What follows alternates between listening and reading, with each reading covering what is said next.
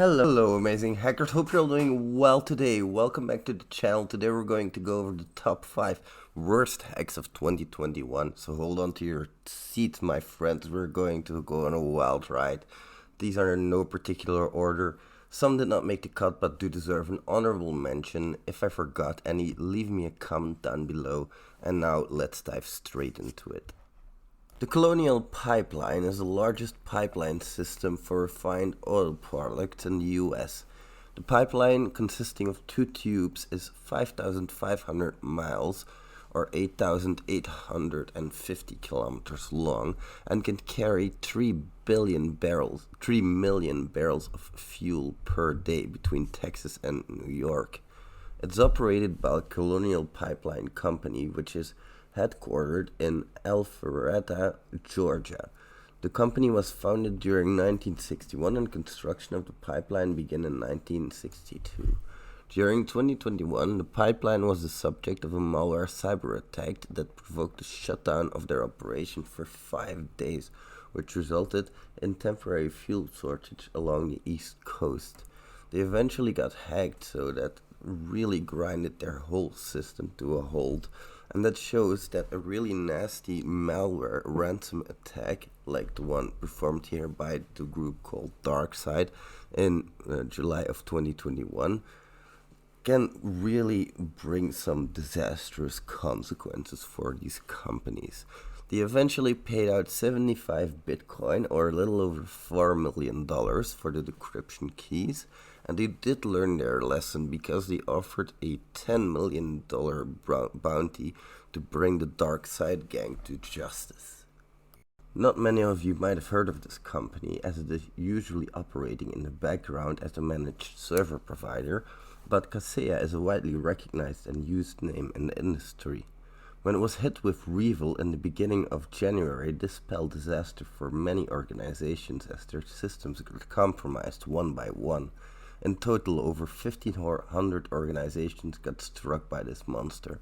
The ransomware demanded anything between $45,000 and $15 million. The creator of this ransomware offered to release a $70 million universal decryptor tool, but was soon caught, putting an end to his ransomware sprees, but not before leaving substantial damages, of course, for some organizations in its footsteps. This popular streaming platform is well known to both content creators and their fans who flock to the platform in the millions every year. But in October 2021, an unexpected hitchhiker got a little bit deeper than they expected, and he stole about 128 gigabytes of data, including source code, streamers' data, and proprietary company data, including SDK information. This whole nightmare started with a misconfiguration of a server and eventually resulted in the leaking of an enormous amount of data of their most valuable asset, their creators. They were, of course, not happy with this, to say the least. Microsoft Exchange is a popular mail server that is widely used by many organizations, ranging from big to small in size. It might come as no surprise then that when they got hacked back in January, it spelled disaster for many companies who got their private emails leaked straight from their inboxes. Many fell victim to this massive hack, including organizations and local governments, but outside of the USA there were also a lot of target attacks going on with the exact same vulnerability, and this included institutions such as banks, which costs their clients millions of dollars in compounding damages.